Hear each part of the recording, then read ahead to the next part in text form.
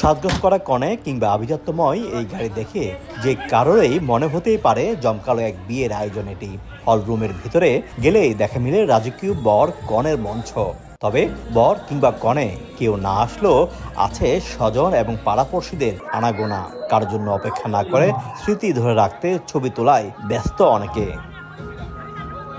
মূলত London Bengaluru wedding ফেয়ারের ৭ম আসরের জন্য এই সবের আয়োজন। যুক্তরাজ্যের মাটিতে একই ছাদের নিচে বাঙালি বিয়ের সব ঐতিহ্য ছিল আধুনিকতার এই যুগের র্যাম্প শো। স্থানীয় একটি হলে এই অনুষ্ঠান ঘিরে বসেছিল একাধিক স্টল।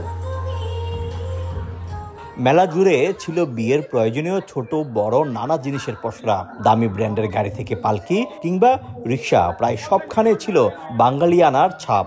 আরও ছিল কনের লেহেঙ্গা, শাড়ি সহ বিভিন্ন ধরনের পোশাক, ফার্নিচার ও সাজসজ্জার সব সামগ্রী।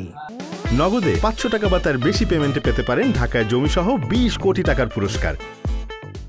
আমার কাছে লাগে আরো বেশি প্রোগ্রাম হলে আমরা বাংলাদেশে কমিটি লাগে আরো ভালো হইলো। এখানে দেখলাম যে British Bengali, British born and brought up অনেকে আছে, নিউ জেনারেশন, যাদের দেখা যায় ১-২ জেনারেশন আগে ওনাদের বাবা মারা বা দাদারা এখানে এসেছিলেন।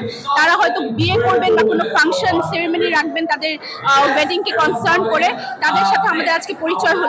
আমার ধারণা এখানে সবাই বিজনেস কোনো না কোনো ব্র্যান্ডের, তো তাদের ওটা তারা সুন্দর করে ইন্ট্রোডিউস করতে পারছে। দর্শনার্থীরাও তৃপ্ত এমন আয়োজনে। বিলেতে ভিন্ন মাত্রার এই আয়োজন উপভোগ করেন আগত সবাই। বাঙালিদের জন্য বিদেশের মাটিতে অনেক বড় একটা মিলন মেলা, প্লাস আমার মনে হয় সব বাঙালিদের এখানে আসা উচিত, একে অন্যের সাথে ইন্ট্রোডিউস হওয়া উচিত।